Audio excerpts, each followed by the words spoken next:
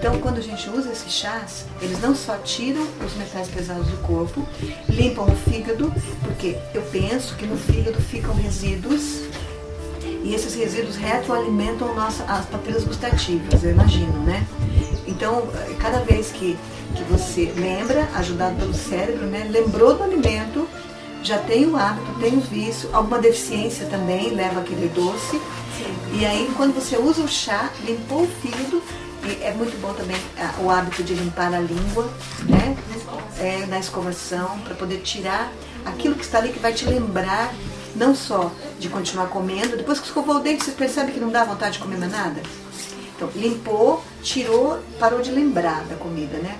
A gente come alguma coisa que dá vontade de comer mais, porque é mais estimulante.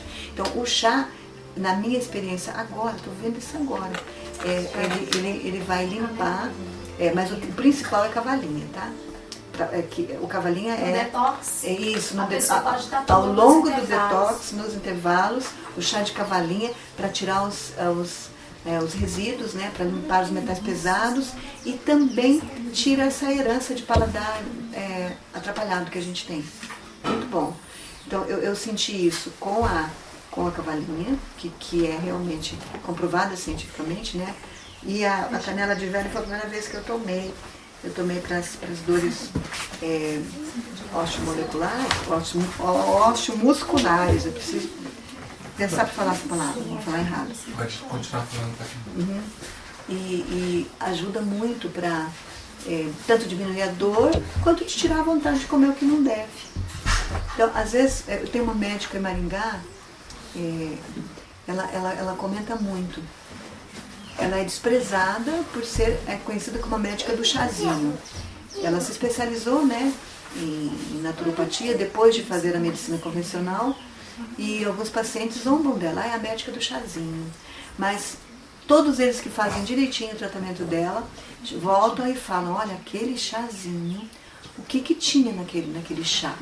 Naquele chá tem as propriedades curativas do criador da planta, né? Então, a gente não pode desprezar os métodos simples, né?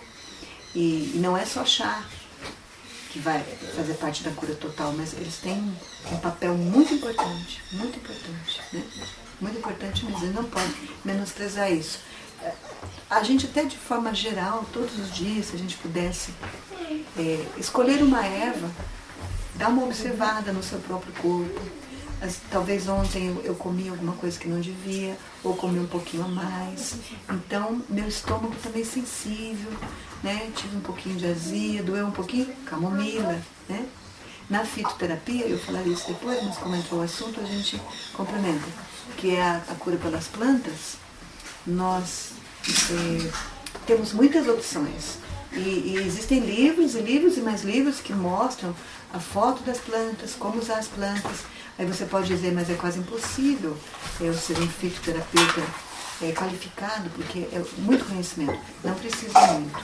Na fitoterapia, o importante é você conhecer bem e saber usar, mesmo que sejam poucas ervas.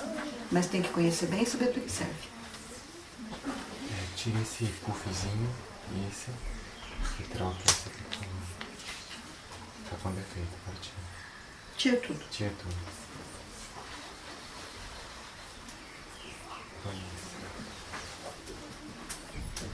Ah, não, como isso tá certo. Você sabe, né, encaixar aqui? Ô Dilson, e se no caso a vontade de... Só acrescentar isso aqui. Se no caso, quando dá uma vontade de comer alguma coisa, por exemplo, industrializada, aí seria um distúrbio, vamos colocar assim. Sempre é. Agora, se dá uma vontade de comer alguma coisa 100% natural, por exemplo, eu quero comer uma maçã, pode ser que seja que o organismo está com alguma carência de um nutriente que tem naquele... Essa pergunta é uma pergunta difícil, o Dr. Géia pode responder. Porque os animais... Eu imagino que sim, estou perguntando porque eu imagino que sim. Quando a gente tem vontade de comer alguma coisa, está com muita vontade de comer alguma coisa, principalmente natural. Tá, eu já percebi qual que é a tua linha de pensamento. É uma linha de pensamento intuitiva e muito... Ela é muito parecida com raciocínios orientais. Eles são assim também muito sensíveis, bastante intuitivos, mais ou menos dentro da linha. O que viceja no teu quintal é aquilo que a gente precisa. Eu não duvido disso. Agora, nós estamos com o paladar totalmente deturpado, totalmente desarranjado, né? Nosso paladar não é são, não é curado. Aí a gente não pode ser governado por ele de jeito nenhum. Porém, depois que a gente... o coração do homem. Aí depois que a gente fez detox, depois que a gente passou por um período só com cruz, depois que a gente regularizou horários, né? Depois que nós fizemos a limpeza de metais pesados, a limpeza de fígado, eu arriscaria dizer que se na tua cabeça pensou numa maçã e você tem a maçã fácil, então, se o teu paladar desejou a maçã, eu não duvido que seja realmente um direcionamento do teu próprio metabolismo ali, né? Você que está precisando daquela fruta. Porque eu penso assim, normalmente cada pessoa tem um calcanhar de Aquiles no corpo. Geralmente é algo que ele está lutando por aquilo ali. Isso, não está bom, né? Uma doença. Não está em é desequilíbrio. uma doença, Está em desequilíbrio isso. Mas enfim, quando, por exemplo, eu comi uma maçã, opa, aliviou. Eu acredito que a nossa mente ela registra aqui. Da próxima vez que vier aquele problema de novo, aí vai vir a vontade de comer maçã, né? Porque é só isso que eu imaginei. Mas também é muito válido, porque a nossa mente registra todos os momentos de prazer, de bem-estar e desprazer. A gente vai ver isso no aconselhamento, que é uma situação que eu não falei ontem, vou falar hoje. Então, se ela registra todos os momentos de desprazer e de prazer, nada como a gente acreditar que cada vez que você usa... Quanto alto, quanto baixo, ele vai registrar. Isso é um motivo também pelo qual as pessoas demoram muito para desistir da carne ou parar de usar a carne. Por quê? A carne, ela não é não só específica no sabor, não tem nada.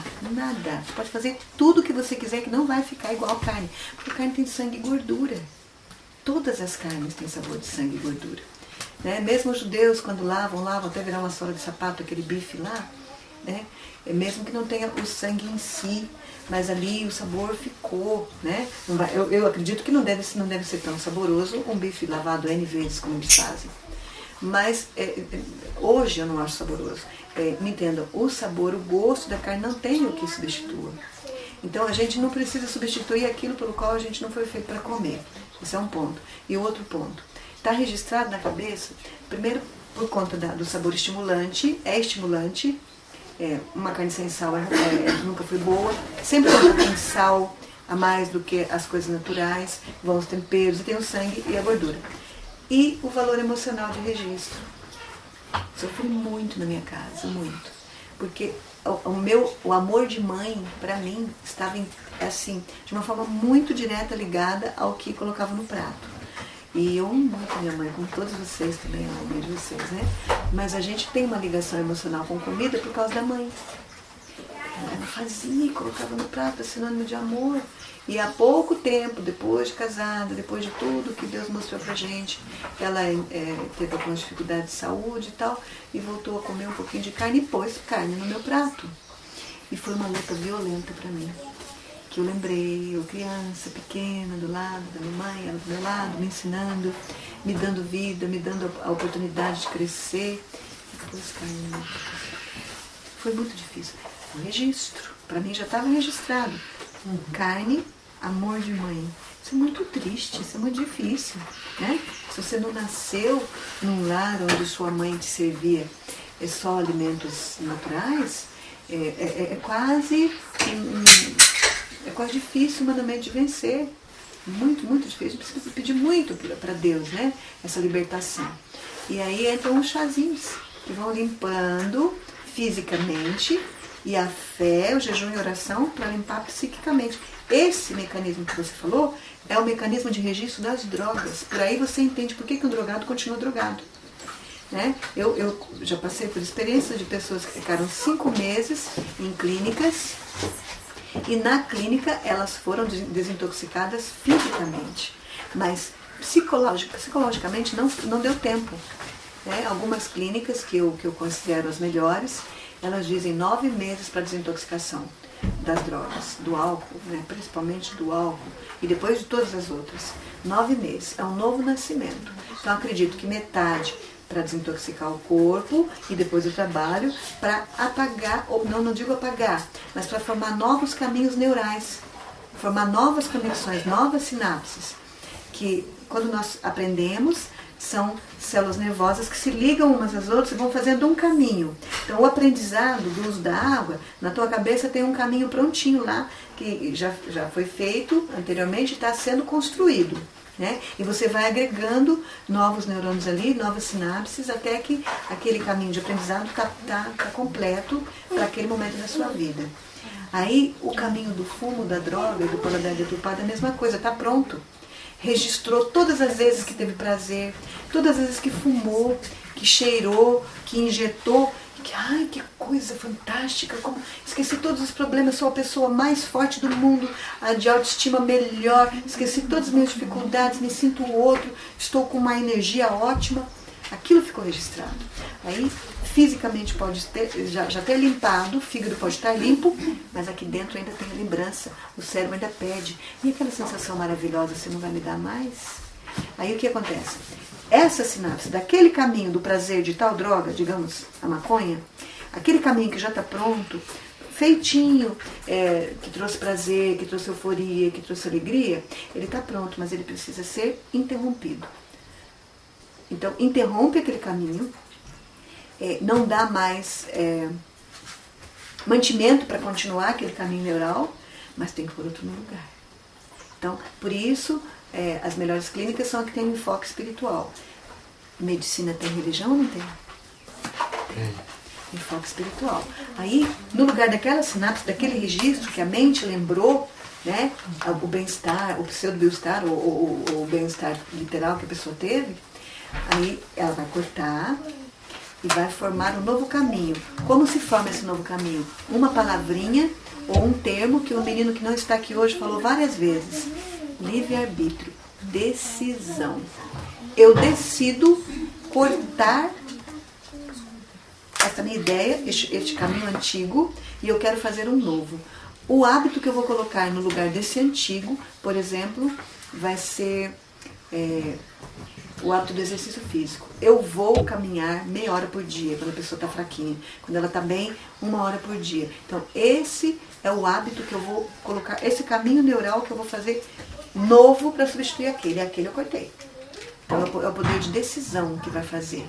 Que vai fazer você interceptar, impedir que aquele circuito neural continue naquele caminho, lembrando daqueles prazeres, e vai começar outro. Essa é uma boa nova de grande alegria, né? Isso é muito bom. Com certeza. E como é que eu fortaleço meu poder de decisão? Falando. Falando. Falando, porque quando eu falo, eu passo a sentir. Eu posso estar até com um sentimento negativo, mas eu decidi que eu quero formar um novo hábito para substituir aquele antigo lá. Eu estou decidido. Então, o que eu vou fazer? Eu vou falar a respeito disso. Poxa, a caminhada é uma coisa muito boa. Tudo em mim se renova. Tudo em mim fica diferente para melhor. Quando eu começo a caminhar, o meu cérebro pensa diferente. E eu tenho ideias muito melhores do que quando eu estou sedentário. E pesquisas científicas já disseram que uma parte do nosso cérebro que fica escura quando a gente não faz exercício físico, no mesmo momento que eu me levanto e me decido a caminhar, aquela parte do cérebro clareia, se ilumina. Vários artigos já saíram, científicos e não, muita especulação também no assunto, mas tem fundo de pesquisa médica em cima, né? Então é uma coisa que não dá pra gente negar. E aí eu decido, eu vou falar a respeito disso. Quão bom é esse novo hábito? A partir do momento que eu começo a falar, o meu sentimento começa a mudar. Isso é muito bom também quando eu tenho uma queixa contra uma pessoa. Alguém me fez muito mal e eu gravei aquele mal. Está gravado aqui, está me fazendo mal. Eu ancorei. O Dr. Augusto Cury fala muito isso. Ele é um psiquiatra cristão. E ele fala, você ancorou, jogou a sua âncora naquele momento mais terrível da sua vida e parou ali. E isso pode ser a origem de um grande transtorno mental, como uma fobia, com fobias e pânicos e tudo mais, né? Então eu tenho que tirar minha âncora dali. Como que eu faço isso? Se me permitem, mais um exemplo prático, né, que eu vivi. Uma injustiça muito grande e eu não entendia como que a pessoa pôde ser tão injusta. É óbvio que, acima de todas as injustiças, nós temos um Deus. E Deus tem o plano que eu não vejo. Então, nesse plano que eu não vejo, muitas vezes Ele permite injustiças e situações que eu não gosto, ou que não são boas, né? Situações que me ferem, mas tudo para concorrer para o bem, tudo vai sendo direcionado, mesmo com aquelas coisas ruins, para dar no fim que Ele deseja para nós. Só que no momento a gente não sabe disso. A gente fica muito mal. Uma purificação. A gente fica muito mal com aquela dor, com aquela provação. O que fazer quando alguém que você confia, que você ama, puxou o teu tapete, te injustiçou, foi desonesto com você, não te considerou, te desrespeitou, te humilhou? Bom, a primeira coisa é falar para Deus. A primeira coisa é falar com Deus. E depois falar com a pessoa. Né? Se assim mesmo não teve conserto, ela até continuou com a mesma atitude, e depois foi embora e te largou lá, como é que é? O passarinho vem, surge tua cabeça e some, nunca mais se vê ele, né? Daí, desliga o telefone, desliga o celular, não entra em redes sociais, você não tem como falar com ele. Ele veio, acabou com você e sumiu. Mas isso é demais, hein? Isso é demais, e agora? Então, na prática, primeiro falar com Deus, falou com a pessoa, não deu certo, fala com Deus de novo, e uma técnica. Dentro dessa linha de falar o contrário. Não dar vazão àquilo que eu estou querendo, àquilo que eu estou sentindo, mas sim ao que deve ser. Né? Então, partindo do momento que as atitudes e os sentimentos seguem as ações, seguem as palavras, então eu vou falar o bem, mesmo que aqui dentro esteja tudo mal. Então, como assim? Tem duas formas que a gente pode fazer. Eu usei a escrita, porque a pessoa estava longe. Eu não entendia como aquela pessoa pôde agir daquela forma. Era um projeto missionário, ela tinha a maior preocupação com o projeto era dela e não meu. Porque o meu projeto estava atrelado ao dela, mas o maior projeto era o dela. Eu não entendi como ela agiu contra o projeto dela daquela forma. Não sei se ela percebeu isso. Mas ela foi muito injusta, muito injusta. E aí eu já tinha conversado com Deus e eu já tinha conversado com ela, não tinha adiantado nada. Ela foi cruel. Cruel. Peguei um papel e escrevi nesse papel tudo aquilo que ela deveria ter falado para mim caso ela tivesse aceitado a minha queixa e sido humilde o suficiente para pedir perdão ou para consertar a situação. Né? Foi muito bom, foi terapêutico, eu nunca mais sofri por causa daquilo e cortou o caminho neural do sofrimento. Eu não ancorei. Eu penso na moça hoje, eu não penso nela como uma pessoa ingrata, incoerente, desconectada com o Espírito Santo, não. Porque aquele ato de eu ter colocado num papel toda a minha angústia, eu não podia falar, porque eu já tinha falado, não tinha adiantado nada. E eu falava com Deus, mas eu continuava mal. Né? Eu espero um dia ter que encontrar esse alívio, falando de saúde mental, sem ter que fazer o exercíciozinho do papel. Mas o exercíciozinho do papel pode ser um grande ajuda pra gente, principalmente quando a pessoa não se retrata.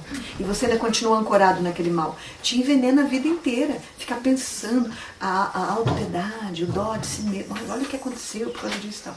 A gente pensa, né? Então, pegar depressão. Você entra em depressão. Porque você fica fixado numa perda. Né? Você perdeu em algum momento toda a sua autoridade, todo o carinho que você já tinha conquistado, seu trabalho foi jogado no chão, você viu que a pessoa não te considerou nem um pouquinho, você foi humilhado em público.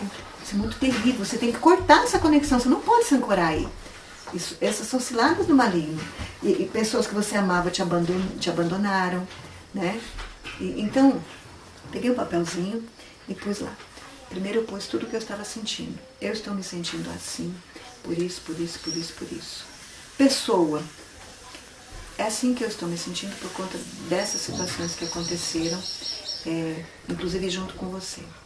E aí, você vai dar a resposta como se aquela pessoa tivesse aceitado a tua fala, te abraçado como uma amiga cristã, como uma pessoa que ficou com pena, né, que viu a tua situação, se condoeu e ela te aceitou. Então, olha o que eu escrevi. Realmente, desculpe, eu não estava atenta para as suas necessidades naquele momento. E eu estava tão aflita com os meus problemas lá na minha vida no outro país, que eu não percebi o que eu fiz. Eu realmente preciso muito do trabalho de vocês. Esse projeto aqui, sem vocês, ele vai morrer, pelo menos por algum tempo, até Deus mandar outra pessoa. Eu não quero que vocês saiam daqui. Eu preciso que vocês continuem felizes. Foi muito bom o tempo que a gente esteve junto até agora. Eu não quero que nada quebre o nosso trabalho. Eu não quero jamais que você fique magoada comigo, porque eu tenho um carinho muito especial por você e pelo seu trabalho. Tem alguma coisa errada nessas palavras? Tem alguma coisa mística nessas palavras? Tem alguma coisa egoísta nessas palavras? Alguém está manipulando alguém com essas palavras? Tem alguma técnica por trás de PNL nessas palavras? A programação neurolinguística pode até assumir para si, tomar para si o mérito desse exercício. Mas não tem absolutamente nada de falso aqui, né? É meus sentimentos com Cristo e uma forma que a psicoterapia tem, psicoterapia cristã, tem de que eu não fique ancorada, que é aquele registro na minha mente de que me fez mal, né? Pegando o gancho da tua ideia, que é uma ideia muito profunda, aquilo ali não fica regendo a minha vida mais. Nunca mais eu tive problemas, nem com a pessoa, nem com a situação. E o canal para ouvir Deus falar a respeito do projeto ficou aberto. Eu não estava mais com dó de mim, eu não estava mais irada, e nem estava mais ressentida com a pessoa, magoada, nem pensando mal dela. Eu penso nela com carinho. Foi uma libertação tão linda que eu tive, foi esse ano, foi em julho. Foi muito, muito bom. Eu reparto com vocês isso, porque fez muita diferença na minha vida. Aí tem pessoas pela internet ganhando dinheiro vendendo esse conhecimento. E existem pessoas que eu acredito que são de Deus, só não são guardadoras do sábado ainda, eu oro por elas, nesse meio de empreendedorismo. Há pessoas que ensinam você a fazer essas técnicas com caderninho. O caderninho das emoções, o caderno da gratidão, o caderno do eu. Quer se conhecer? Faça o caderno do eu. Eu não conheço o trabalho dela, que eu não comprei o material dela. Mas só pelos flashes de mini palestras ou as apresentações que essas pessoas fazem, a gente aprende muito só com as apresentações também. Então ela fala a mesma coisa. Para que você se conheça melhor e para que você mesma tenha condições de gerenciar suas emoções, quão importante é falar o bem. E se alguém não falou o bem para você, fale você. E aí você resolve aquele caminho neural feio que estava ali começado, resolve e não pensa mais naquilo, deixou nas mãos do Senhor, é um assunto resolvido e cortado. Uma das coisas também que a gente tem que fazer, é preciso fazer, é saber quem você é. Você é o servo de Deus, você é menina dos olhos de Deus e você representa Cristo. Então você corta aquele ponto, decidindo amar essa pessoa, não importa se ela merece ou não. Todas as vezes, e corta, entregou para Deus, acabou. Então, todas as vezes que a gente lembra naquilo ali, a gente vai lembrar com outros olhos. A gente vai lembrar que neste momento eu posso ajudar essa pessoa em algum momento. E não tenho mais ódio, não tenho mais rancor. Por quê? Porque eu decidi amar. Não importa se merece amar ou não. O EDA é um projeto fantástico. A vovó White fala. A vovó White diz: trabalhe para o Senhor. Pense num título. Erga a bandeira desse título. Pense num nome. Erga a bandeira desse nome. E vai, em nome de Jesus, e com o título que Ele te deu, e vá trabalhar. EDA, E.D.A. Projeto EDA. Eu decidi amar. Não é só para casais. Eu fico muito feliz porque o Espírito Santo dá pra gente esses lampejos de luz, né? É de quem esse projeto? É meu. Não, é de Deus. É de Deus, foi Ele que me deu e eu fiquei muito feliz. Esse título, você tem que pensar num título para o projeto? Sim, a irmã White fala isso. Pensa num título para o projeto, para o teu ministério de vida. Né? Qual é a tua inclinação? qual é a tua inclinação? Aí conforme a tua inclinação, as tuas aptidões, você vai pensar, o meu projeto ele está voltado mais para que temas, para que área. E eu vou dar um título para o meu projeto, né? Nós já tivemos para Fumo, projeto Viva Melhor, projeto Viva Sem Cigarro, e que ser mais espiritual, Vida com Deus, projeto Ágape, enfim, Deus é que vai dar para você. O teu ministério é único, pessoal e exclusivo, né? E Ele vai dar para você esse nome. No projeto EDA, já que nós entramos no assunto, entra muito o ciclo dos 21 dias de renovação celular, mas renovação espiritual também. Se você puder se aprofundar nesse tema da renovação celular, renovação sanguínea, renovação neurológica, 7, 14 e 21 dias. Vai ser muito bom. Esse assunto é muito bom. Esse tema é muito, muito importante para nós. Então, 21 dias em que o casal muda completamente a rotina para curar a afetividade do casal. Mas não é só para casais. Nós ouvimos a contribuição da Novana. O Eu Decidi Amar, ele é para curar todas as relações. Porque o amor cura todas as relações. Então, 21 dias de completa mudança de hábito. Existem alguns exemplos muito conhecidos, muito já falados, né, e ouvidos por nós em sermões, em encontros de casais, que envolvem quando a esposa tem o dom da crítica, e toda esposa, crítica não, da queixa.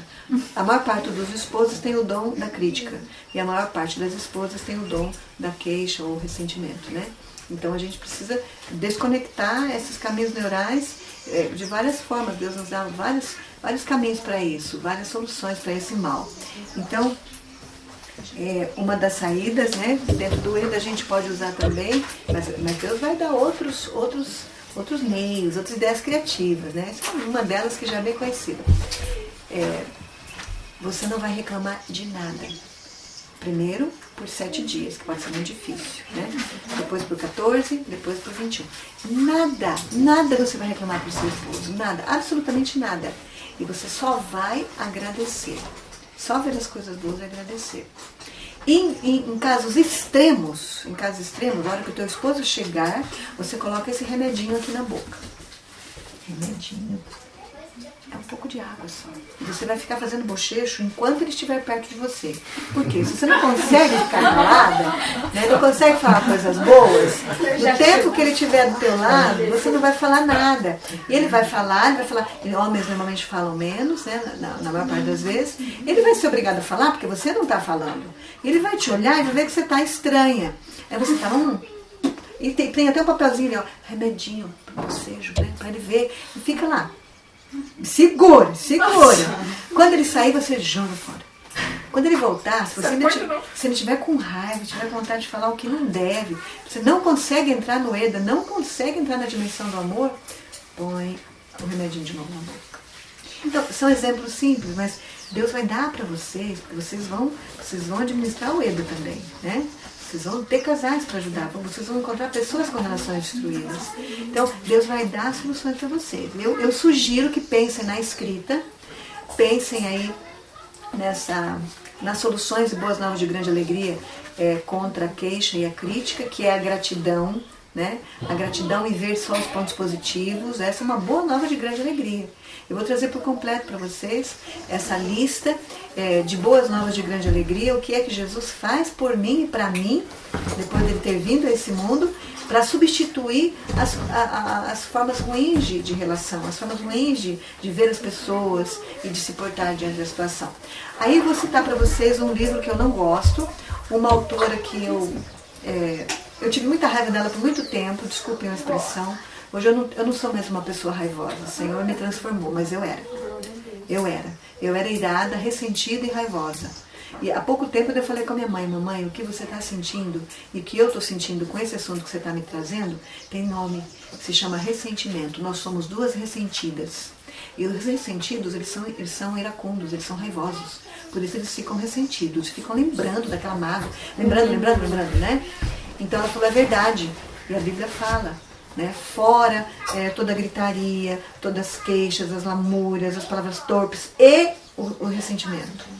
Então, o Senhor Deus tem me curado. Mas eu fiquei muito irada contra essa autora. Desde 10, 12 anos eu leio muito. E um dos livros que me caiu na minha mão foi Poliana. Poliana menina e Poliana moça. Eu não tenho nada contra a autora, eu não tenho nada contra a filosofia, muito pelo contrário, é uma filosofia boa. Qual que é a filosofia da Poliana? O antídoto contra a queixa. Então, a menina, penso eu não lembro toda a história, mas ela era dada a queixar-se. Nunca nada estava bom. Conhecem pessoas assim?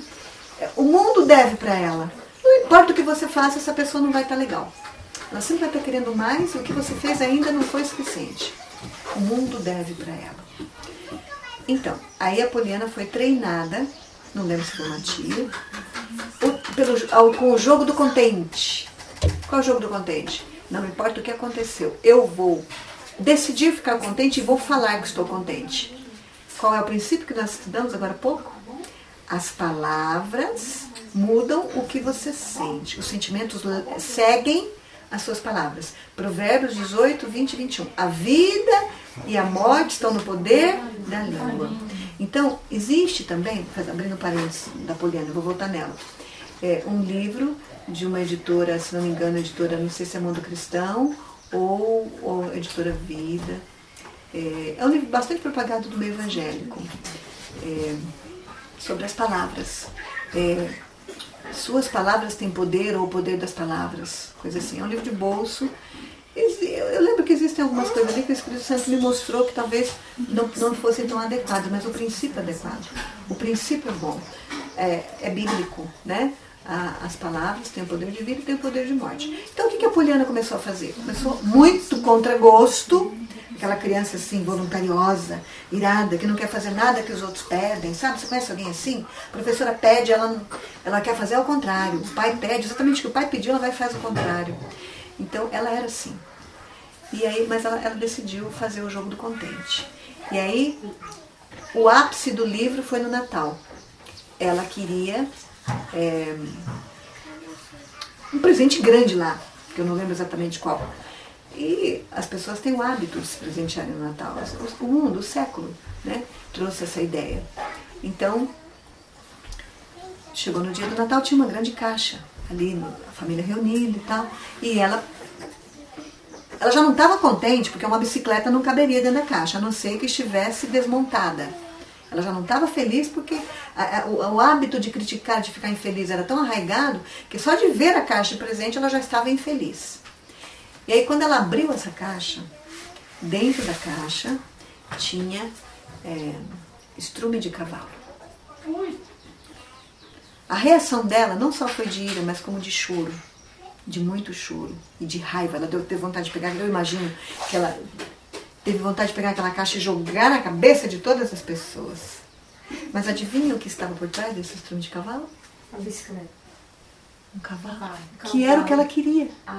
Então a tia falou, se você, nesse momento, né, eu conjeturando agora, que eu não lembro mais exatamente como estava o livro lá, tivesse agradecido. Eu sou muito grata porque eu recebi essa caixa. Eu não entendo o motivo, eu não tenho nem como usar, a não ser colocar na horta ou nas plantas, mas eu agradeço a Deus por esse momento, eu estou contente por esse momento. Daqui a pouco ela recebeu o cavalo.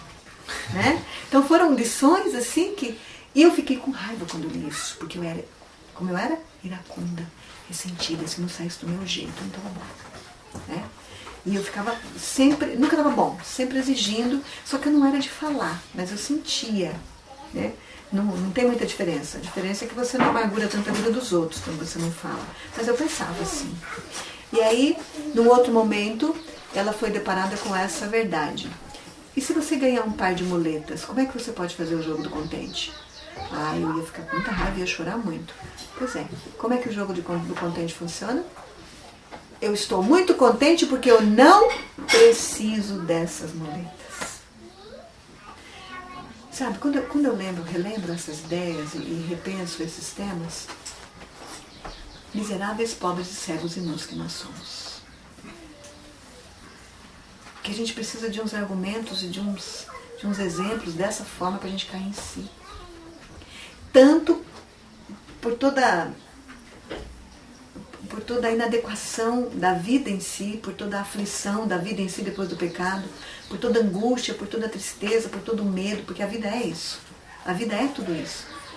Tanto por isso, quanto por todas as outras coisas que a vida não é isso, todas as maravilhas que Deus põe, como Ele nos mantém, todos os presentes diários, todas as oportunidades diárias, né? Todos esses conhecimentos que eu posso até ser feliz num campo de concentração, eu posso ser feliz no lugar mais árido do mundo. E uma das situações que eu mais gosto do grande conflito é quando você está com Deus, foi curado por Ele, a prisão, ela vai ser como um palácio.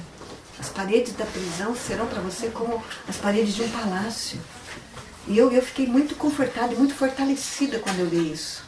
E uma outra coisa que me fortaleceu muito também contra a oposição, que a maior parte de nós enfrenta muita oposição desde criança. Eu me lembro de oposição desde que eu me entendo por gente. Não só de dores de forma geral, que todos ridicularizavam, isso é frescura de criança, e que algumas eu carrego até hoje, e só agora com a graça de Deus a gente está tendo oportunidade de descobrir, né, formas de diminuir e tal. Não comer a dor, né, por exemplo.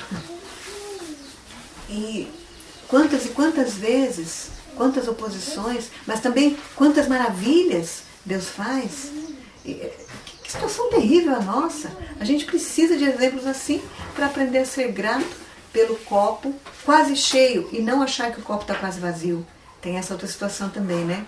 Você vê qual é o espírito da pessoa, ou se ela está negativa ou positiva, mostrando um copo meio cheio. Pelo meio, né? E aí você pergunta, o que você vê? Ah, um copo quase vazio. Esse não é o espírito ideal. Um copo quase cheio. Esse não é. Por quê? Porque o Senhor Deus nos dá saídas. Depois que nós aceitamos a Jesus, a gente conhece as boas novas de grande alegria. E as boas novas de grande alegria trazem tantas soluções, tanta abertura de tanta porta fechada, né, pra gente, que não tem como a gente não glorificar o Senhor, né? E esse assunto do jogo do contente é muito interessante. É para tirar a âncora do momento ruim, mudar a sua sinapse, a sua conexão com a ingratidão, com a amargura, com o egoísmo, né, com a ganância. Você intercepta aquela e você faz um novo caminho neural, o caminho da gratidão, não importa o que está acontecendo. Eu estou nessa escola. Bem-vindos a essa escola. Na Bíblia, em Romanos 12, 1 e 2, tem: rogo-vos, pois, irmãos, pelas misericórdias de Deus, que apresentei o vosso corpo sacrifício vivo, santo e agradável a Deus, que é o vosso culto racional. Agora vamos chegar. E não vos conformeis com este século, mas transformai-vos pela renovação da vossa mente, para que experimenteis qual seja a boa, agradável e perfeita vontade de Deus. Então, a própria palavra de Deus, né, fala para não nos conformarmos com esse século, mas nos transformarmos, nos renovarmos, né? Pela renovação da nossa mente, para que sejamos transformados pela renovação da nossa mente. Porque a professora falou formar novas sinapses, novos caminhos, a renovação da mente, né? A palavra de Deus também fala que nós somos cristãos. O que é ser cristão? É seguir a mesma pegada de Cristo. O que ele recebeu em vida? Angústia, provação, oposição. Então, se nós não aceitarmos isso, nós não seremos cristãos. E o que nós, geralmente, nós queremos cobrar. Nós queremos o céu aqui já, né? Queremos a coroa. Então, o que nós merecemos? A morte. Então, por que nós não cobramos a morte? Eu não quero a morte, mas é o que você merece. Então, se você quer cobrar alguma coisa, então cobre o que você merece, a morte. Mas se você não quer a morte, então aceite aquilo que o Deus... Aceite a vida conforme Deus está te dando. Porque ele é o doador da vida. Sim. Ele falou pra gente trocar, né? Me traga os teus fardos que eu te ajudo a lembrar. Então, os meus fardos, essas coisas que estão nos acontecendo, nós temos que correr e levar para Ele. Que Ele é o vencedor. Ele vai me ajudar a levar até lá na linha de chegada. Certo. E isso vai me ajudar na nossa caminhada. Vamos entender, eu não mereço nada.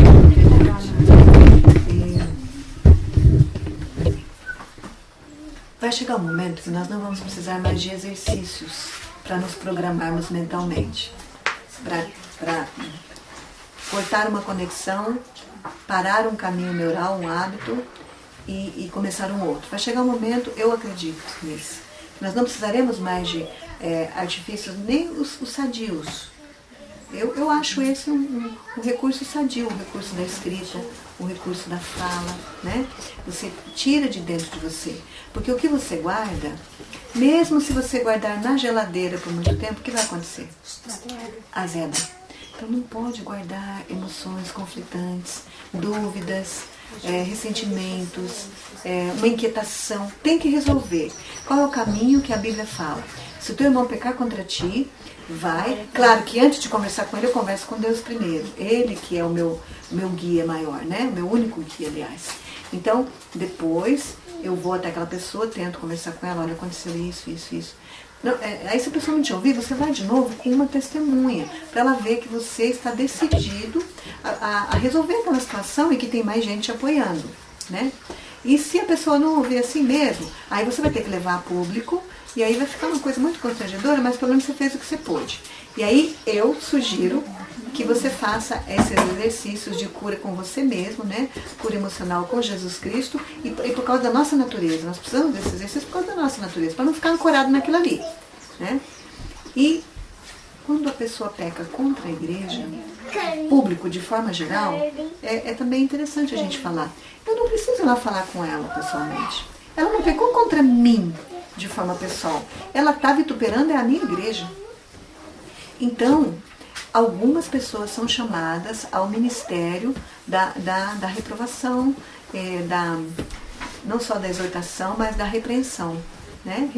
A repreensão é um verbo que existe na Bíblia e a própria palavra testifica que a palavra de Deus é útil para a repreensão. Algumas pessoas são chamadas a esse ministério de repreensão pública, né? Nós conhecemos algumas. E a ninguém quer ser repreendido, nem em particular, muito menos em público, né? É um assunto delicado, mas que a gente precisa considerar. Mas aquela pessoa não tinha direito. Como não tinha direito? Ela não faz parte do corpo? Ela não é um conosco, né? Ela viu isso, vamos considerar o que ela está falando. E se você for o alvo daquela consideração, então, e você ouviu, então que sirva para refazer os caminhos, né? Desfazer uma conexão e fazer outras. Eu só queria enfatizar a necessidade de quando é pessoal, você conversa com a pessoa. Quando é público, você tinha que ter falado com ela. Não, mas espera. Não foi para mim o problema foi com a igreja, foi com os meus irmãos, foi geral, é uma questão social, já está público. O que ela falou, o que ela escreveu, o que ela fez. Então, por que eu não posso pôr a público? Aqui uma situação que eu encontrei, foi de encontro com o problema, mostrou o problema, por que eu não posso pôr a público? Né? Então, são situações que às vezes a gente não para pensar. E é fácil criticar, né? Não foi conversar com a pessoa, mas como assim? Exemplo.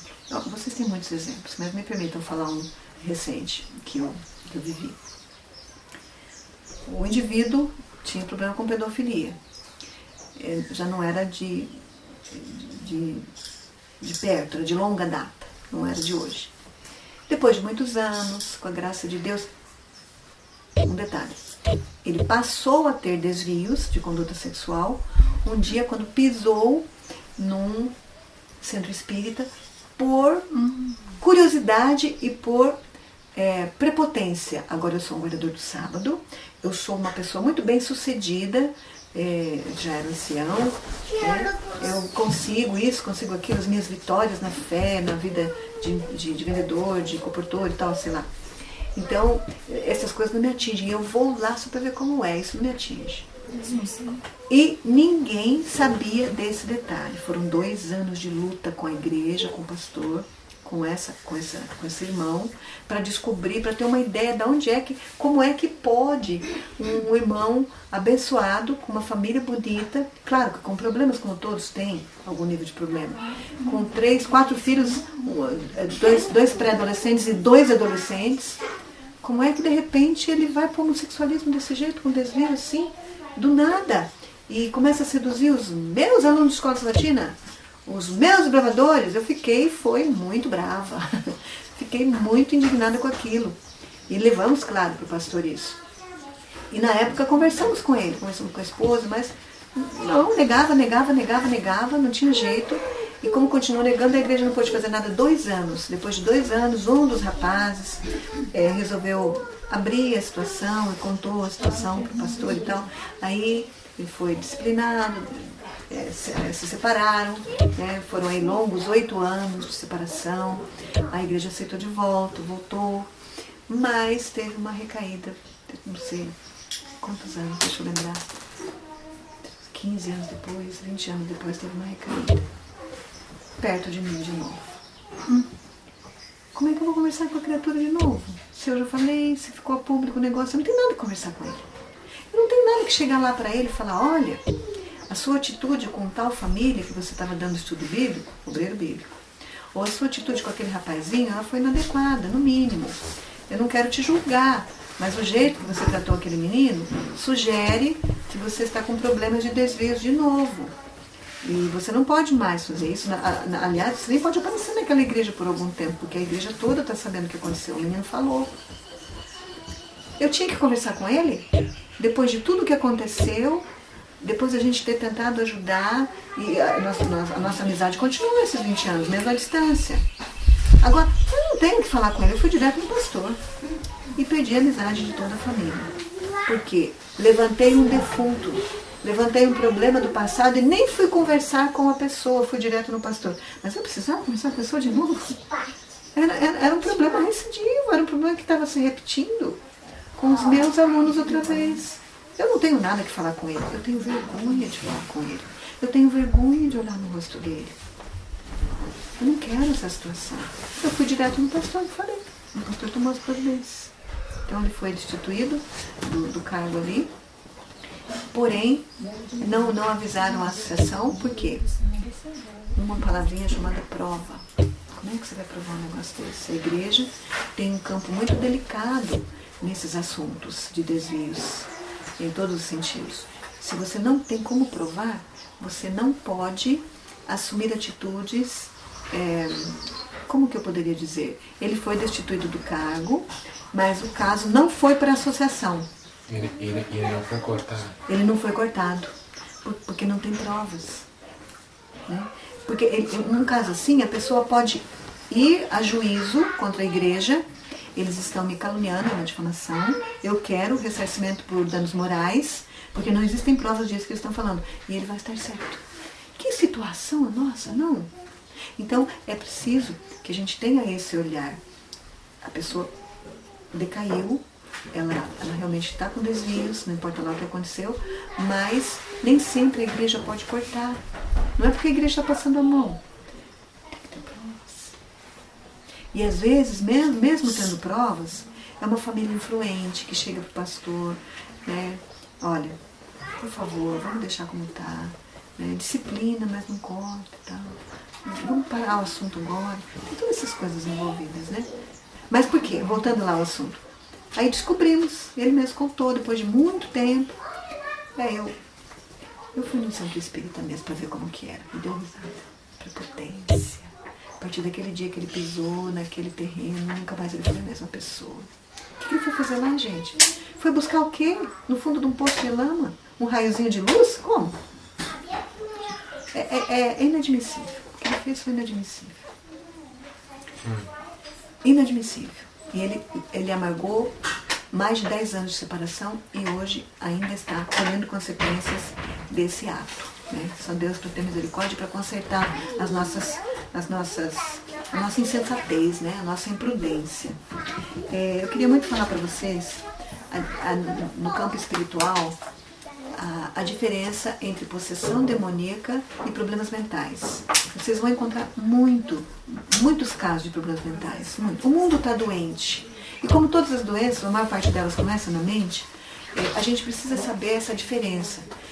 Porque quando você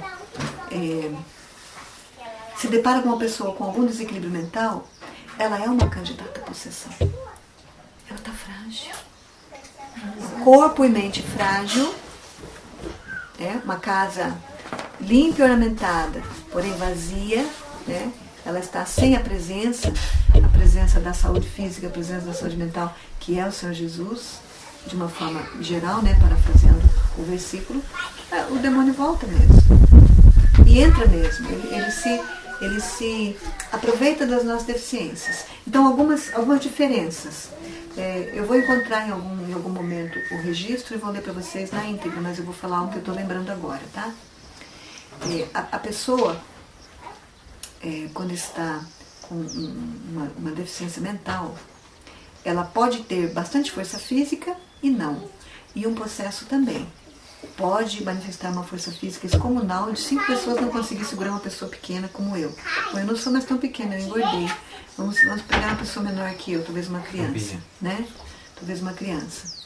Ou a Betsy, que é menor, né? 5 homens não conseguem segurar. Mas isso pode ser característico de doença mental, de transtorno mental, desequilíbrio mental e também possessão. Essa característica pode estar nos dois. Então não é só esse o parâmetro, mas pode estar nos dois. A pessoa fica com uma força excomunal, tá? Uma outra que eu me lembro agora é a situação no tempo e no espaço. O doente mental, ele é alienado do ano, ainda mais se ele estiver na crise. Ele não vai saber que ano nós estamos, que mês nós estamos, que dia nós estamos e que horas são. O processo sabe. Ele sabe o teu nome, o nome de todas as pessoas que estão ali, conhece tudo a respeito de todos. Ele pode falar coisas verdadeiras a respeito das pessoas. Então, se for um espírito falante, ele pode falar coisas verdadeiras misturado com mentira, coisa que você não é também. Então, se você não se sente inclinado a lidar com temas assim, com pessoas assim, não vá. Não vá. E se a sua vida não está completamente em dia com o Senhor, tudo preto no branco, também não vá. Você pode ser confundido ali, pode ser humilhado em público, é uma coisa muito difícil. E esse é um ministério que Deus pode te dar sim, Ele pode te chamar a trabalhar com isso. Expulsar demônios? Não vou dizer nem expulsar, mas trabalhar com pessoas que estão possessas e você com uma equipe, porque isso só com jejum e oração e uma equipe, né? De joelhos orar por isso e continuar ajoelhado orando até ter a vitória. Né? Então, esse é um outro característico. A pessoa possessa, ela é bem situada no tempo e no espaço. Ela não erra nomes, não erra datas. Por quê? Tem um inimigo por trás. A pessoa com desequilíbrio mental, ela pode mudar a voz por questões emocionais, questões de doença, mas a voz é dela. Na possessão, a voz é do demo. Muda.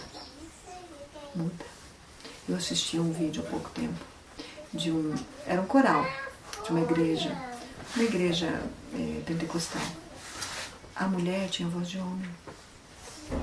A gente ouviu cantar sem mostrar o rosto da pessoa que estava cantando, solando entre os momentos que o coro cantava. E nossa, que voz potente, a voz de um homem. E quando o vídeo apareceu o rosto, uma mulher frágil, com uma voz de homem muito grossa. Não sei, eu fiquei incomodada com aquilo. Mas o fato é que nós já tivemos casos que nós mesmos precisamos trabalhar, precisamos vivenciar, de crianças que falam coisas que elas não têm no vocabulário delas. Saia! Não toque em mim! Não me toque! Uma criança de 2 anos, índiazinha, nascida ali na ribeira do Rio Negro. Saia!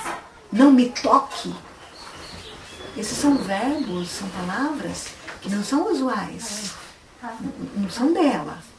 Vocês vão se deparar com situações assim. Tem uma dupla, não sei se é Simone e Simaria, também parece com um homem cantando. Bee Gees. Vocês já ouviram falar da banda Bee Gees? Uma vez eu fui obrigada a ouvir toda uma turnê do Bee Gees numa fita, né, num CD, dentro de um ônibus fazendo uma viagem, puseram e eu fui obrigada. São músicas seculares, algumas delas com melodia agradável de ouvir. Porém, em algumas delas, assim como Michael Jackson, a voz não era dele, não. Era uma voz em falsete tão diferente da dele que eu tive a plena convicção que naquele momento ele teve a ajuda de espíritos maus para cantar. Plena certeza, não era a voz dele. Em algum momento ele cantava como uma mulher, em algum momento ele cantava com uma voz natural como ele falava, e em algum momento, dependendo da música, ele cantava de uma forma que ficava irreconhecível a voz dele. E o meu corpo se arrepiou. E naquela hora eu tive certeza que aquele homem tem aquele dom porque ele conta com a ajuda de espíritos malignos. Ô Dilson, meu tio ele gosta muito dessa banda e um dia eu cheguei na casa dele, tava tocando. Eu perguntei ele o que era, quem que estava tocando, o que era isso. Aí ele disse, isso é Bidiza. Puxa vida, mas por que a voz dele é desse jeito? Isso parece voz de mulher. Aí ele foi e disse, ô Marquinhos, eu não sei por que não, mas quando começou a banda ele cantava igual um homem. E daí só que não fazia sucesso nenhum. Aí de repente começou a cantar assim, foi um sucesso, arrebentou no mundo inteiro e ele todo feliz com aquilo. Eu disse, esse negócio é meio estranho, isso não é pra mim não. Quem é? O Pedis. A mesma banda. A mesma banda que ela citou. E nesse dia, com a graça de Deus, eu pude testemunhar para um rapaz que estava do lado e falei, olha meu braço. E lembro que contei para ele a situação e ele ficou. Um mocinho que eu acho que nunca tinha parado para pensar em assuntos espirituais, né? Muito menos na existência de um maligno que quer puxar nosso tapete e usa todos os artifícios do mundo para que a gente seja envolvido com as tramas dele, né? Iludido com as tramas dele. Eu tinha meu filho do meio com uns 8 anos, segundo ano primário, 8 anos. E o meu carro encalhou, eu dava aula numa escola municipal e eu precisei dormir na casa de uma irmãzinha que nós fazíamos estudo bíblico com ela, e ela tinha 2 filhos surdos, né? Então ela falava com eles em gestos, não em libras, porque eram gestos que eles mesmos criaram. E a gente fazia estudo bíblico com ela e com essa filha surda. Essa filha ainda vive, quando podemos visitamos. E essa irmãzinha muito querida, muito amada. Tão amada que eu vou contar para vocês uma curiosidade que eu falei para meu marido, que até eu me assustei quando falei. Marido, se eu morrer antes que você, e aqui, nós morando aqui nessa região de Braganê, por favor, não me enterre. Nem na Samália, onde é a vila, a 2 quilômetros que a gente mora. Não me enterre em Longinópolis, em nome de Jesus, eu não quero ficar lá. Não me enterre em Braganê, também não. Você me enterra em Iguatu. Por quê? Porque eu quero dar um abraço na minha amiga Maria Viana, que ela está enterrada lá. Assim que a gente ouvir a trombeta do anjo que vai ressuscitar as pessoas que dormiram no Senhor, e eu quero dormir no Senhor, eu quero abraçá-la, porque eu tenho certeza que ela dormiu no Senhor. Pensa numa pessoa amável. Pensa numa pessoa completamente agradável de você estar junto. Pensa numa pessoa humilde. Pensa numa pessoa sofrida. Ela foi uma das pessoas que me marcou demais, sabe? Muito, muito, muito boa. Uma pessoa muito boa. E ela se batizou, a filha também. Eu tenho muito boas lembranças dela. Então, eu fui dormir na casa dela. Ela era viva. E levei meu menino. Então ela pôs a gente no quarto, no chão, lá no quarto lado da filha. 2 horas da manhã eu acordei com todo o meu corpo eriçado, arrepiada, não de susto, não de frio, mas de susto e de assombro. Acordei assim, completamente assombrada, com uma voz estridente falando na sala. A voz estridente falava e a voz do marido da minha amiga respondia. E ele estava conversando com alguém. Literalmente. Aí a voz falava de novo e ele respondia. E eu ouvi o diálogo, eu lembro, se referia a mim e ao meu filho. A voz dizia, eu não vou saber imitar, tá? Mas pensa numa voz bem esganiçada de uma velha com problemas de tireoide, cuja voz não está mansa, delicada ou sumindo, mas ela está ardida e sai meio aos gritos. Ela tem problemas na voz. Você não gosta de menino. E aí ele falou, eu não gosto mesmo. Não sei se ele é. Ele é do Nordeste, tem um sotaque, não sei qual. Eu não gosto mesmo. Mas é melhor ser menino do que velho igual eu. E aí a voz falava mais alguma coisa com referência ao meu filho que estava dormindo lá, porque ele realmente não gostava. Ele é vivo ainda, não gosta de crianças. E ela, por favor, marido, para, eu tenho visitas. São 2 horas da manhã, para com isso. E ele, eu não vou parar, e continuou assim e tal. E a velha também falava e tal e tal. Não tinha velha nenhuma ali. Era ele e a voz. Posteriormente a gente soube que ele cuidou da sua avó com câncer. Ele, uma criança, coube a ele cuidar de uma avó com câncer, uma avó mística, uma avó que não tinha sido convertida ao Evangelho de Boas Novas de Grande Alegria, mas ela acreditava no misticismo, vivia no misticismo. Então, ele cuidou dela até ela morrer. Quando ela morreu, ela não morreu, ela continuou com ele. Que é o que as pessoas pensam, né? O espírito dela volta, ele conversa com ela. Essas coisas existem e vocês vão se deparar com elas. Vamos concluir esse bloco com mais algumas características que diferenciam o desequilibrado mental, a doença mental, do possesso. Nós já falamos da força física, falamos da voz e falamos da localização no tempo e no espaço, né? Vamos lembrar pelo menos mais uma, depois nós vamos repassar esse assunto que eu quero falar como está registrado ali.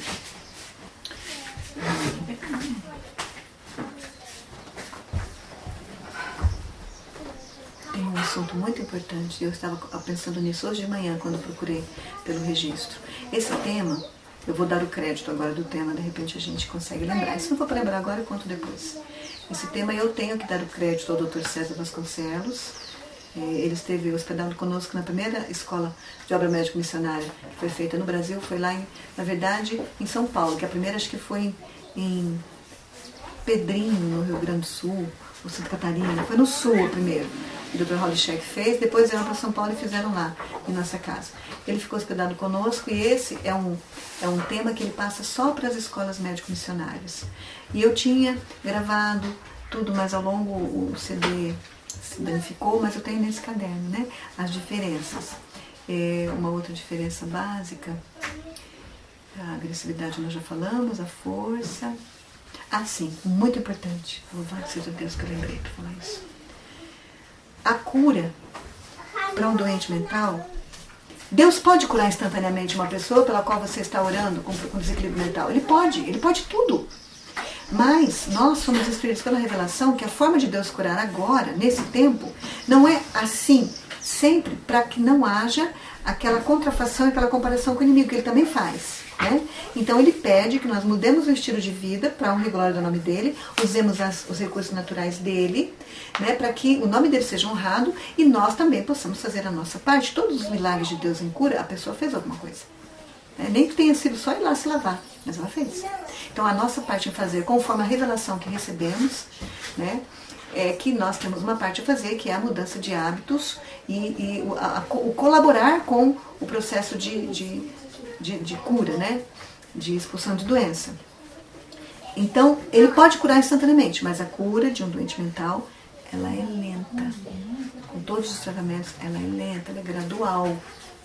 Gradual. E a de possessão é instantânea.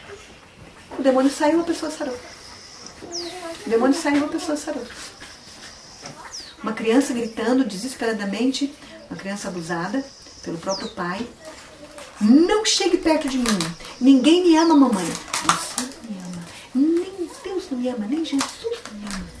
Porque o pai tinha abusado com a Bíblia aberta na mão. O pai era um dos anciãos, uma das pessoas brilhantes na igreja, uma pessoa ativa na igreja, e com esse desvio, a criança estava sim sendo atormentada por um espírito maligno.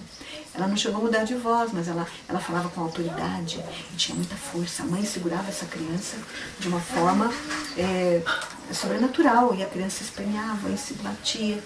Oramos, fizemos jejum inclusive de música. Jejum de música, jejum de distrações, de filmes, jejum de jogos, que normalmente os jovens jogam, eu tinha jovens em casa, né? Jejum de pensamento, de crítica, não só alimentação. Uma reconsagração a Deus por completo, para que a gente tivesse vitória sobre aquele espírito maligno e a gente pudesse salvar aquela criança, ver a salvação de Cristo naquela criança. E depois ele entrou numa crise curativa de choro. Esse menino chorou muito, as lágrimas caíram. E ficou tão fraquinho que dormiu e foi curado. Instantâneo. Nunca mais ele teve essas crises. Um último exemplo, o NASP do Tortinho. Houve um caso ali no NASP de possessão demoníaca. Os pastores se reuniram para orar, para que o demônio deixasse a pessoa. e não estavam tendo resultado.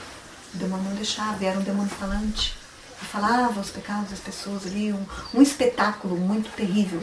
E aí a gente precisa lembrar que nunca nós conversamos com o demônio. Nunca. Em nenhum momento nós entretemos conversa com ele. É Deus, o máximo que podemos falar no momento desse é: Deus, em nome de Jesus Cristo, repreenda o maligno nessa pessoa. Ele não é digno que nós nos dirijamos a Ele, a palavra, e nós não temos força suficiente. Nós não somos nada perto dele. Nós não somos nada. Nós só temos o poder, se estivermos conectados com Jesus, e a autoridade é de Deus em nome de Jesus. Amém. Não podemos entreter, entabular conversa com o Espírito maligno de forma nenhuma. Nunca. Nunca. A conversa de Eva é o nosso exemplo, né? Foi a ruína dela. E se ele é nosso inimigo, nós não devemos dirigir a palavra. Não devemos dirigir a palavra, né? Abre um canal. Dá o direito de falar o que ele quer. Muito boas as observações. Nenhuma comunicação com ele. Mesmo que ele te chame pelo nome, fale coisas da tua vida e minta a teu respeito. Graças ao Senhor, eu não fui chamado ao ministério de encontrar um espírito falante. E, humanamente falando, eu não quero encontrar e não desejo isso para vocês. Porém, se Deus nos chamar a isso, maior é o nosso Deus do que qualquer outro espírito maligno, e nós teremos a vitória em nome de Jesus. Amém. Era isso que eu ia perguntar. Se a pessoa se deparasse, né, com uma situação... Você vai ter a vitória em nome de Jesus. Possessa. Isso. Você vai orar, você ora. Se no momento vocês não tiverem a libertação, vocês vão se reunir, 2 ou 3, um grupo, nunca fique sozinho, procure pessoas espirituais para te ajudar. E estabeleçam um jejum, não desistam do assunto, né? Porque a pessoa, como o inimigo não é onipresente e nem onisciente, ele não fica perpetuamente com um problema só. Ele sai para ir tentar outros. Então aquela criatura tem alguns momentos de descanso. Nesses momentos reúna sua família, reúna sua equipe missionária, façam um jejum de tudo aquilo que abre canal para o maligno, né? Se humilhem, contem todas as dificuldades que vocês estão tendo, todas as coisas escondidas, peçam perdão para o outro, contem aquelas coisas mais secretas que estão te separando de Deus, né? Para aquele grupo ali. Se não houver uma confissão, exatamente. Não vai adiantar, não vai ser recebido. É preciso ver essa confissão. Aí o pastor Tim foi lá? Aí o pastor Tim foi, e vejam a artimanha. E como Deus usou o pastor naquele momento. E ele não entrou. Ele ficou a uma distância. O Espírito Santo falou com ele. Ninguém entendeu por que ele ficou parado. Lá dentro estava acontecendo o seguinte: o Espírito se manifestou. Está vindo alguém com quem eu não posso. Com este homem eu não posso. Não, ele não pode entrar aqui. Esse homem agora ele vai entrar, mas ele vai entrar e eu não posso com ele, nós vamos ter que ir embora, eu vou ter que ir embora desse corpo, não sei o que, coisas assim. Eu não gravei as palavras, eu lembro do fato, mas não lembro exatamente os detalhes, né? Todas as palavras com vírgulas e tal. Ele esperou um pouquinho e todo mundo ficou olhando para a porta, esperando quem ia entrar. Ele não entrou. Aí depois, quando acalmou, ele entrou, eles oraram e a pessoa, o pastor Tim orou e a pessoa foi liberta. E aí perguntaram: por que o senhor demorou? Porque se eu entrasse naquela hora, eu iria estar fazendo a vontade dele, cumprindo a profecia dele, e vocês iam pensar que eu sou responsável pela libertação e não sou eu. Percebe? Foi um momento assim muito revelador para esses casos, né? Eu fiquei impressionada com isso. Então, esse ministério não é o ministério da expulsão de demônios, não é um ministério que as pessoas gostam de ensinar e falar sobre ele. Porque nós temos muita contrafação em cima disso. Nós temos muitas situações que podem misturar, confundir-se na nossa mente. Mas a Bíblia fala desse ministério. Jejum e oração, pessoas possessas, antigamente acontecia mais.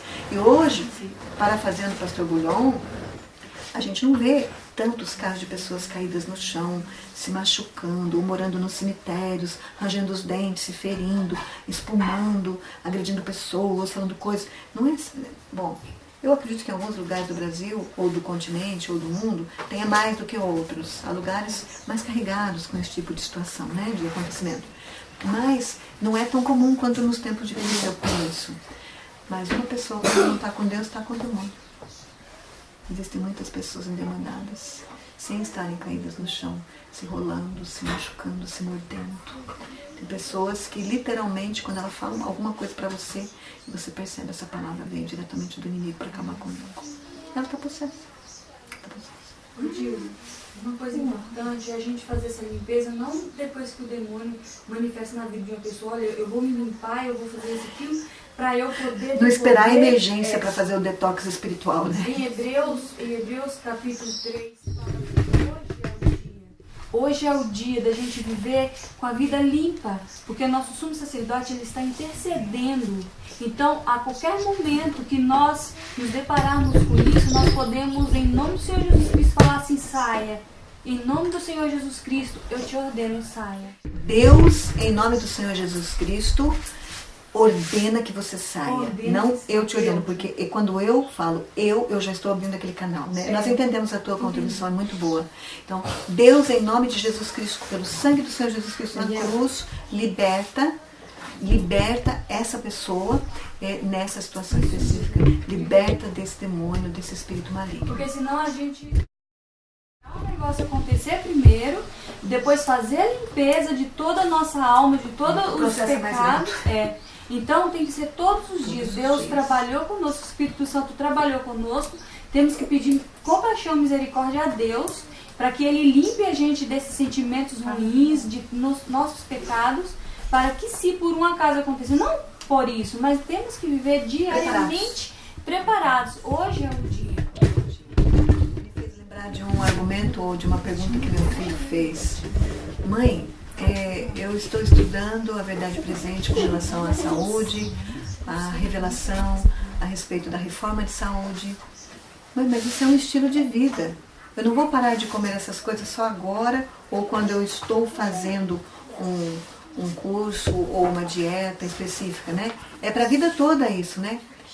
Deus te chama para viver uma vida de abnegação, uma vida de temperança. Mãe, mas isso é muito difícil. Isso é difícil, mas não é impossível. Isso é possível. E se Deus vai te dar um ministério de cura, você vai precisar ser curado também, né? Ou antes, ou durante, no processo, mas você precisa entrar no processo. É um chamado para a vida toda. A abnegação e a temperança, a abstinência, é um chamado para a vida toda. Muitas pessoas fazem dietas, mas no domingo elas quebram a dieta. No domingo elas quebram. Ou num dia de festa. Um dia por semana, o pensamento corrente é: um dia por semana você deu o que o seu corpo quer, o que você gosta de comer, para te presentear com todas as suas vitórias dos outros dias. Afinal de contas, você já eliminou tantos quilos, por exemplo. Afinal de contas, você já conseguiu tal e tal vitória. Essa não é a proposta do Senhor para nós. Não é de vez em quando, não faz mal. Mas só um pouquinho. Sabe por que é, gente? Que tem que ser uma vida de abnegação? Não pode ter o de vez em quando. Sabe por quê? O de vez em quando pode ser uma fase de transição, né? A gente fica muito tempo na transição, às vezes, infelizmente. Mas esse de vez em quando tem que ser riscado da nossa vida. Porque o de vez em quando, ele dá vontade de fazer de vez em quando com outro elemento, outro alimento, outro hábito. Aí você faz de vez em quando com aquele outro hábito, você cede também aquele outro. Aí você tem vontade de fazer de vez em quando com aquela outra comidinha. Ah, mas é só de vez em quando. De repente, já tem uma porção de conexões feitas novamente, readaptadas, readquiridas, iniciadas novamente os velhos hábitos que já estavam interceptados, já tinha novos caminhos, eu voltei a eles e comecei tudo outra vez. Voltando para o Egito de Ré. Voltando para o Egito de Ré. Ellen White diz: não o devemos negar por um ato de intemperança. Como nós negamos a Cristo? Um ato de intemperança. O que é um ato de intemperança? Permitam-me abrir meu coração, e nós vamos concluir.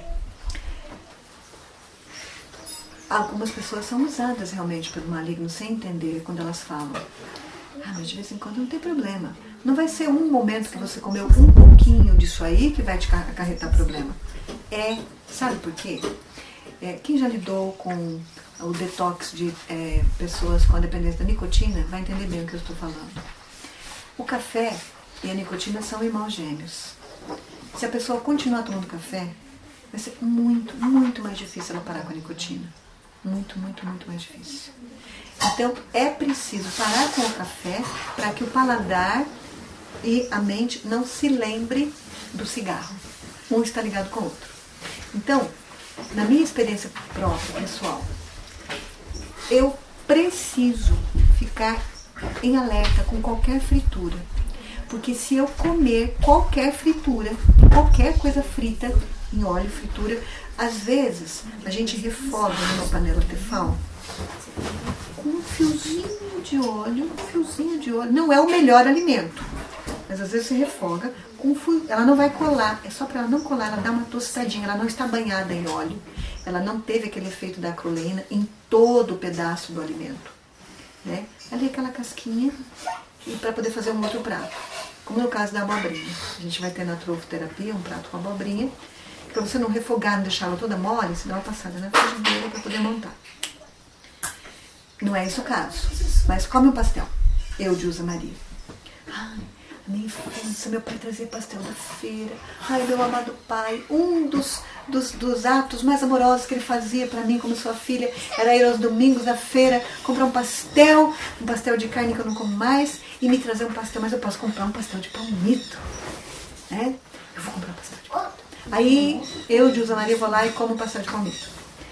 Imediatamente após eu ter comido o pastel, sabe do que a minha boca lembra? Do pastel de carne. Não, um docinho.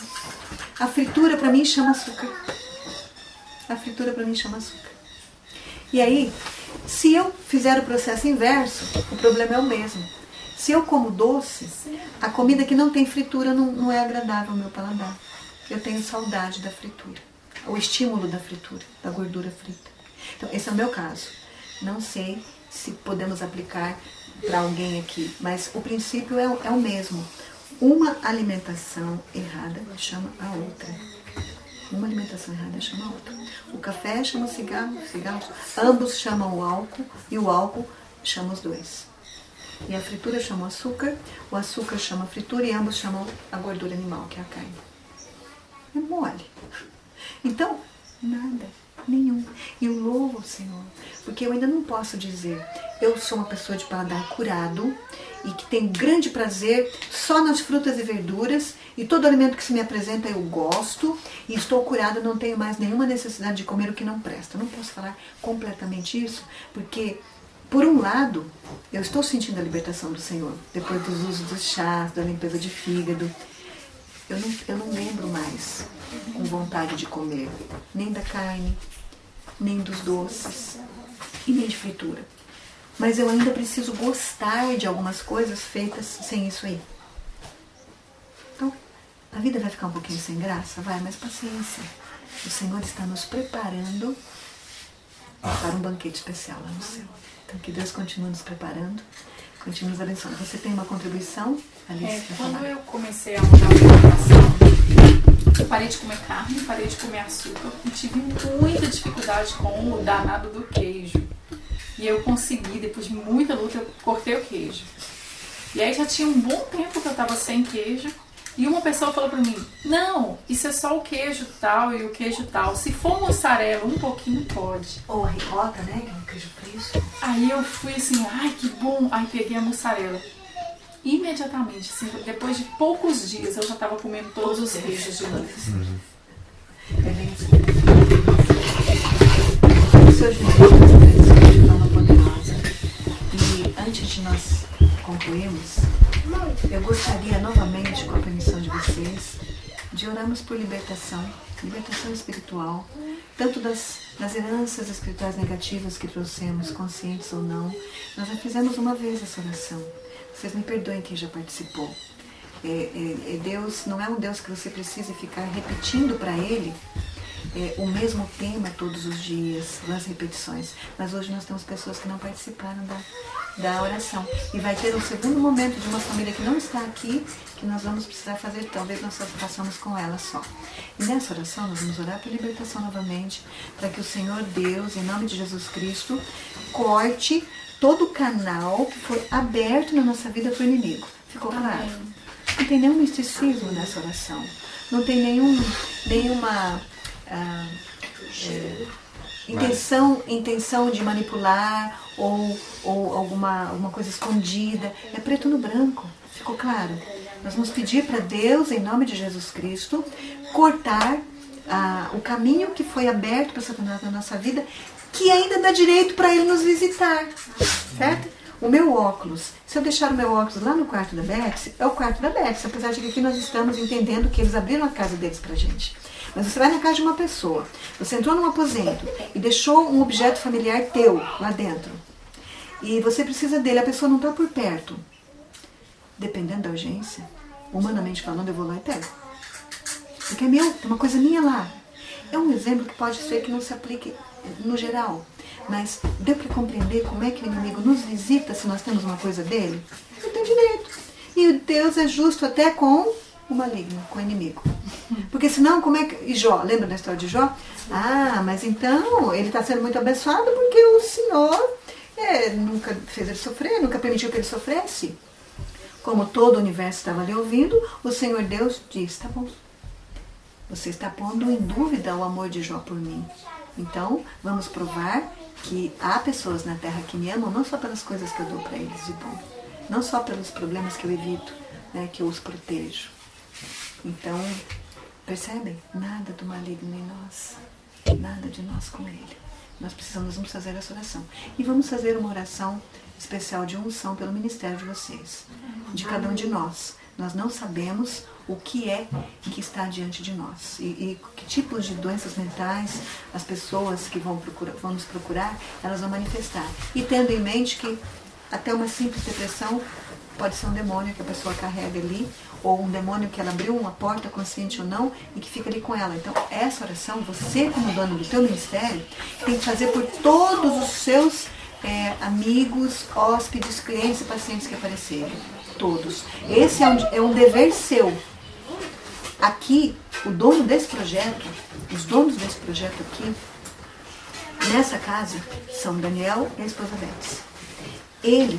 Eles têm o ministério da intercessão por cada um de nós aqui. É dever deles, um por um.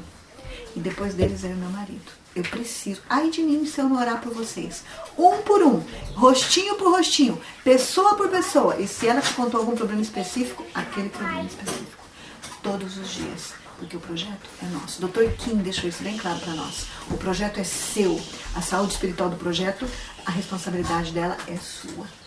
Então, essa oração de limpeza, essa oração de libertação, nós precisamos ver isso como uma realidade. Sozinhos e depois em conjunto. Então, que Deus tenha misericórdia de nós, coloque um muro de fogo protetor em volta de cada um e vamos orar. Eu gostaria de chamar as crianças para essa oração também. Rogério, vem cá. Se possível, a quem está na cozinha. Tá aqui. Não, aqui, Dani, vem cá. Aqui, já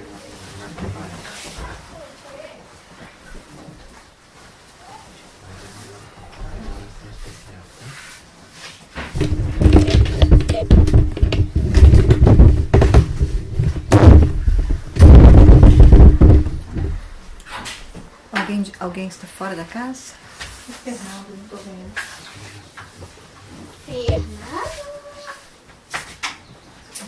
A Beth está dentro da casa? Betsy tá. Se ela puder, por favor, chame. Betsy,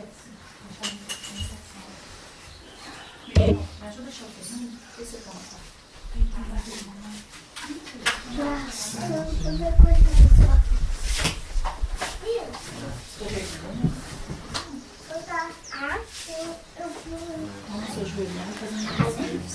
Amém. O Fernando está conosco. Estão dentro todas as crianças? É um lindo poema, né? Estão dentro todas as crianças. Vamos orar. Bondoso, grandioso, poderoso Criador dos céus, da terra, de todo o universo, da nossa vida também. Nós estamos ajoelhados porque nós não temos outro Deus. E queremos te agradecer por essa oportunidade maravilhosa. Agradecer pelo muro de fogo protetor que o Senhor já pôs em nossa volta, a volta de toda a nossa família, a volta de todas as pessoas que amamos e das pessoas que fazem parte da nossa vida.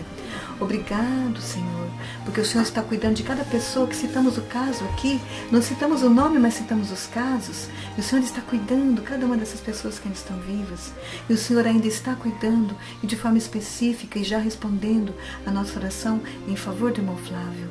Obrigado, Senhor, porque Tu és Deus acima de tudo e todos, porque não há poder maior do que o Seu, e quando o Senhor age, ninguém pode impedir, e que quando o anjo caído, Satanás, quando ele caiu, quando ele foi lançado na terra, ele trouxe a terça parte dos anjos, mas ficaram lá 2 partes. Para cada anjo mau tem 2 anjos bons, louvado seja o Teu nome. Nós não precisamos temer, nós não precisamos ter medo, nós não precisamos nos acovardar, nós precisamos conhecer as estratégias. Esse curso nasceu para isso, para falar também das estratégias do maligno e para que nós possamos resistir a elas, para que nós possamos estar em pé na Tua presença, resistindo, Senhor, e vencendo em nome de Jesus Cristo. Por favor, Pai, nesse momento nós entregamos a nossa vida na Tua mão de forma específica. Nós entregamos a vida de cada pessoa que já estava aqui na última oração e as que chegaram depois, para que Deus Pai, por favor, Deus Pai Todo-Poderoso, em nome de Jesus Cristo, liberta, Senhor, cada um de nós das ciladas do maligno e desconecta os caminhos que foram abertos por inimigo na nossa vida, porventura, talvez por uma herança negativa com avós, com tios, pessoas distantes, a casa em que moramos, situações que entramos, lugares que frequentamos, coisas que levamos para dentro de casa, livros, filmes, revistas, música, palavras, pensamentos. Limpa, Senhor, em nome de Jesus Cristo, a nossa vida. Nesse momento te rogamos. Em nome de Jesus Cristo, Deus Pai Todo-Poderoso, expulsa Satanás da nossa vida. Nós não queremos mais ser reféns em nenhum momento. E que, protegidos e abençoados com essa força especial, com essa limpeza, com essa libertação que o Senhor está nos dando nesse momento, mais uma vez, nós possamos a cada dia fazer a nossa parte para não termos nada com o inimigo, nem o objeto familiar dele e ele nada conosco. Obrigado, porque o Senhor já está respondendo. Em nome de Jesus te suplicamos e imploramos a Sua presença, a Sua guia para o restante da nossa manhã e para os estudos de todo esse dia. Amém. Pai nosso que estás nos céus, santificado seja o Teu nome. Venha o Teu reino, seja feita a Tua vontade, assim na terra como no céu. O pão nosso de cada dia nos dá hoje. Perdoa as nossas dívidas, assim como nós perdoamos os nossos devedores. E não nos deixes cair em tentação, mas livra-nos do mal, porque Teu é o reino, o poder e a glória para sempre.